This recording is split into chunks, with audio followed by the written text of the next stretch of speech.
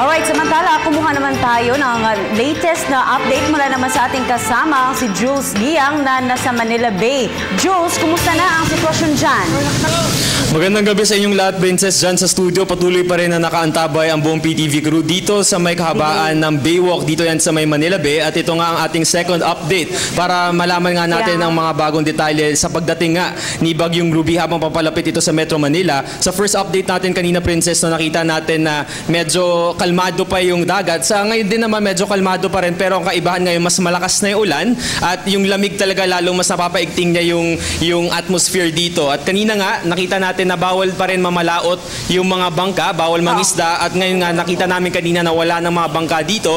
Sa kabaan naman ng Baywalk, wala na rin. Patuloy pa rin na inaalis kanina yung mga restaurants kasi nga inaasahan nila na maaring mataboy ng tubig o kung sakaling man na magkakaroon ng storm surge yung mga restaurants dito. Pero kanina rin nakausap din natin na may mga vendors na medyo nagpupumilit pa rin na hindi sila aalis hanggat lalong lumakas tayo umulan. So sana nga medyo nakaalis na sila. At ang balita nga po, by 10 PM kung kailan mas malapit na si Bagyong Ruby o yung mata ng Bagyong Ruby dito sa Metro Manila, ay lalong masasabay naman ito ng high tide ng 9 PM. So ang ibig sabihin lamang nito na may possibility na magkaroon ng flooding kung magsabay yung high tide at yung storm surge. Kaya naman ayon sa mga datos kanina at ayon din sa mga interview, sabi ni Mayor Erap na meron na rin silang 5,000 na mga residente na nailikas na, at sinasabi rin ayon sa datos na merong 100,000 pa na mga residente na medyo malapit dito sa may coastal area.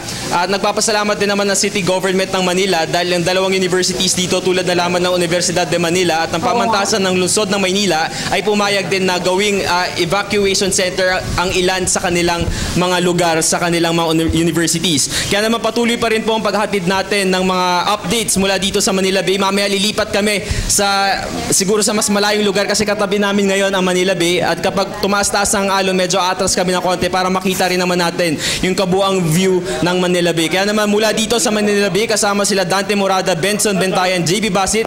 Ako po si Jules Giang para sa Telebisyon ng Bayan. Balik sa inyo sa studio. Alright, maraming salamat sa iyo, Jules Giang, mula yan sa Manila Bay.